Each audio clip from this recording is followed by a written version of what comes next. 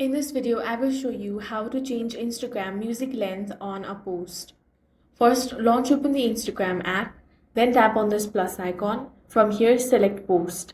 After that, select a photo or video that you want. Now tap on next. Here, tap on the audio option, then select your favorite music from here. Go ahead and tap on this arrow icon. Now tap on audio again to edit your audio. From here, you can choose the portion that you want to keep.